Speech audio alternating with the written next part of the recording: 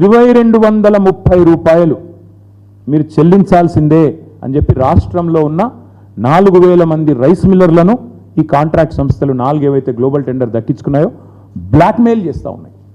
ఎందుకు చేయాలా, మీకు ఎందుకు ఇవ్వాలా 2230 అంటే వాళ్ళు చెప్పే కారణాలు చాలా విచిత్రంగా ఉంది. ఒకటి, జలసౌధలో ఒక మీటింగ్ జరిగింది. ఉత్తమ్ కుమార్ రెడ్డి గారి నేతృత్వంలో లేదా వాళ్ళ శాఖ నేతృత్వంలో ఒక మీటింగ్ జరిగింది. అందులో అనధికారికంగా ఒక ఎంఓయూ కుదుర్చుకున్నారంట.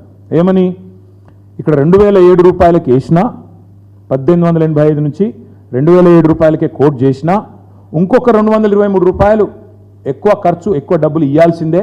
ఎందుకంటే సీఎం పేషీకి ఖర్చు అయింది, ఢిల్లీకి పోవాలి, ఎలక్షన్స్ ఉన్నాయి, కాబట్టి క్వింటాలకు 150 రూపాయల నుంచి 223 రూపాయలు అదనంగా చెల్లించి తీరాలే అని ఒత్తిడి చేస్తూ, మీరు ఒకవేళ కనుక సహకరించకపోతే మీ మీద విజిలెన్స్ దాడులు జరుగుతాయి, జీఎస్టీ దాడులు జరుగుతాయంటూ ఇవాళ రాష్ట్రంలోని రైస్ మిల్లర్లను ఈ 4 సంస్థలు మరి భయభ్రాంతులకు గురి చేస్తూ ఉన్నారు. ఇంకొక బంపర్ ఆఫర్ కూడా ఇస్తున్నారు. మీరు కనుక మేము చెప్పినట్టు క్వింటాల్కు 223 రూపాయలు ఎక్స్ట్రా ఇస్తే మేము ధాన్యం లిఫ్ట్ చేయకపోయినా చేసినట్టు మేము కాగితాలు సృష్టిస్తాం, మేము చూసుకుంటాం అని చెప్పి వాళ్ళు క్లియరెన్స్ కూడా ఇస్తామని చెప్పి బంపర్ ఆఫర్లు ఇస్తూ ఉన్నారు ఈ 4 సంస్థలు. అంటే అక్కడ ధాన్యం లేకపోయినా ఉన్నట్టుగా మేము క్లియరెన్స్ ఇస్తాం, లిఫ్ట్ చేయకపోయినా చేసినట్టు మేము చూపెడతాం, మీరు చేయవలసిందల్లా క్వింటాల్కి 223 రూపాయలు అదనంగా మీరు మాకు ఇవ్వాలి అని చెప్పి మనీ ట్రాన్స్ఫర్ కోసం మిల్లర్ల మీద ఇలా పెద్ద ఎత్తున మరి ఒత్తిడి తెచ్చి భారీ స్థాయిలో నగదు బదిలీ ఇవాళ జరిగిందనేది మాకున్న సమాచారం, మాకుండే మిల్లర్ ఫ్రెండ్స్ కానీ ఇతరత్ర కానీ. దాదాపు 35 లక్షల మెట్రిక్ టన్నులు ఇంటూ 223 రూపాయలు, 35 లక్షల మెట్రిక్ టన్నులు ఇంటూ 223 రూపీస్ వేసుకుంటే యావరేజ్గా 200 వేసుకోండి, 185 223 అనే గందరగోళం లెక్క పక్కన పెడితే 35 లక్షలు ఇంటూ 20 200, 700 కోట్ల అదనపు డబ్బులు, అదనపు క్యాష్ మనీ లాండరింగ్ ద్వారా ఈ సంస్థలు మిల్లర్ల దగ్గర వసూలు చేస్తూ ఉన్నాయి. అసలు నిజానికి ఈ కాంట్రాక్ట్ పొందిన 4 సంస్థలు చేయాల్సిన పని ఏంటి? కేవలం ధాన్యం లిఫ్ట్ చేయాలి, 90 రోజుల్లో పూర్తి చేయాలి, చేయకపోతే ప్రభుత్వానికి ఏ కారణం చేయలేదో చెప్పాలి, డబ్బులు కట్టాలి, 7500 కోట్లు కట్టాలి. కానీ వీళ్ళు ఏం చేస్తున్నారు, వాళ్ళు టెండర్ వేసింది, వాళ్ళు టెండర్ తీసుకున్నది ధాన్యం లిఫ్టింగ్కి, డబ్బుల వసూలు కాదు. డబ్బుల వసూలుకి వీళ్ళకి పాత్ర లేదు.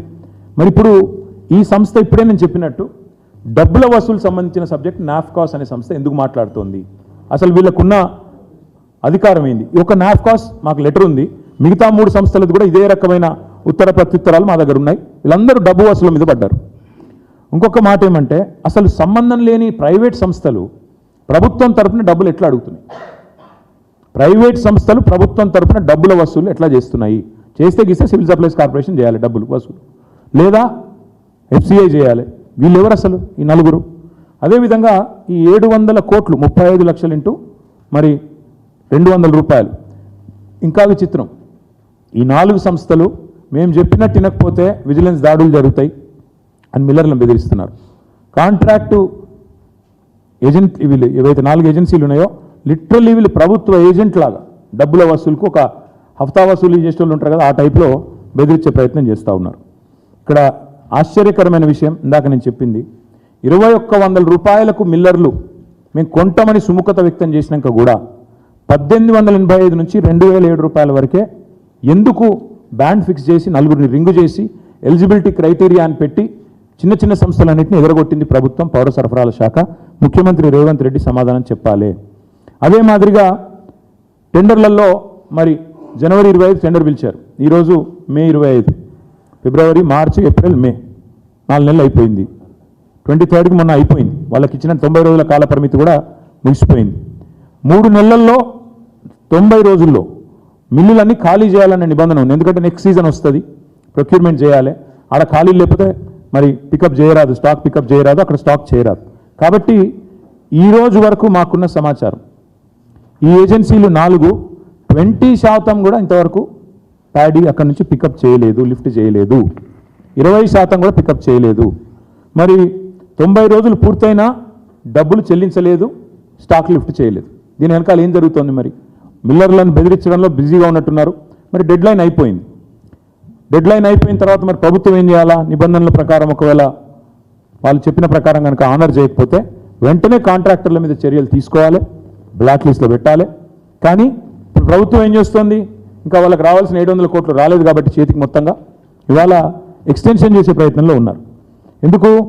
మిల్లర్లను మరింత బెదిరియాలి, ఎలక్షన్స్ అయిపోయినాయి, ఇంకా లిఫ్ట్ చేయకుండా ఇంకా మిల్లర్లను మళ్ళీ బెదిరించి నెక్స్ట్ సీజన్ పెట్టి మెడ మీద కత్తి పెట్టి మీరు అకాల వర్షాలు ఇప్పటికే పడుతున్నాయి, మీరు వెంటనే డబ్బులు కట్టకపోతే మీ తాట తీస్తాం, మీ లైసెన్స్ క్యాన్సిల్ చేస్తాం అని మిల్లర్లను బెదిరించి ఇవాళ రైతుల కోసం మాట్లాడుతున్నట్టు నటించి ఇవాళ అదనంగా డబ్బులు వసూలు చేసే చక్కర్లో ఉన్నారు.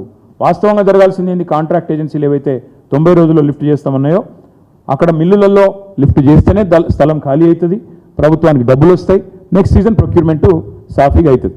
ఒకవేళ జరగకపోతే ఏం జరుగుతుంది? ప్రభుత్వం మరొక 150 కోట్లు నెలకు వడ్డీ అదనంగా చెల్లించాల్సిన పరిస్థితి సివిల్ సప్లైస్ కార్పొరేషన్ వాళ్ళకు వస్తుంది.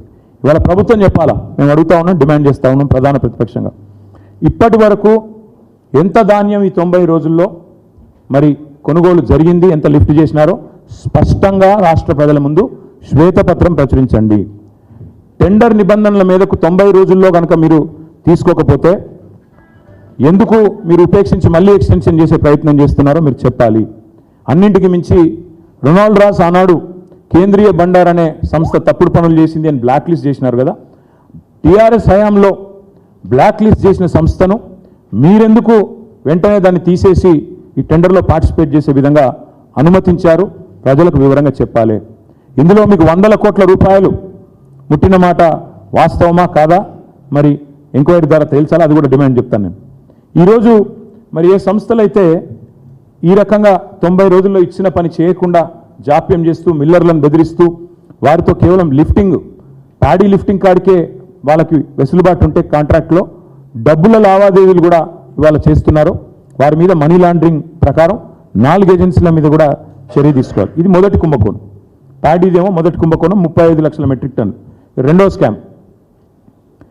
స్కామ్ ఏంటంటే మా ప్రభుత్వం వచ్చిన తర్వాత కేసీఆర్ గారు పేద పిల్లల పట్ల ఆయనకుండే ప్రేమతో సన్న బియ్యం స్కీమ్ తీసుకొచ్చారు. సన్న బియ్యం పెట్టి విద్యార్థులకు హాస్టళ్లలో నాణ్యమైన భోజనం పెట్టాలా, స్కూళ్ళల్లో నాణ్యమైన భోజనం పెట్టాలా అని చెప్పి అప్పటిదాకా దొడ్డు బియ్యంతో ఉన్న మరి మంచి పరిస్థితి ఉండేది కాదు ఆనాడు కాంగ్రెస్ ప్రభుత్వంలో. దాన్ని తొలగించి సన్న బియ్యం విద్యార్థులకు మంచి భోజనం అందించాలి, నాణ్యమైన భోజనం అని చెప్పి ఒక స్కీమ్ తీసుకొచ్చినాం. వీళ్ళు రాగానే కాంగ్రెస్ వాళ్ళు ఆ స్కీమ్ను స్కామ్ చేసినారు. ఏం చేసినారు? మధ్యాహ్న భోజన పథకానికి 2,20,000 మెట్రిక్ టన్నుల సన్న బియ్యం కావాలి. దానికోసం ఏం చేసినారంటే మీకు వివరంగా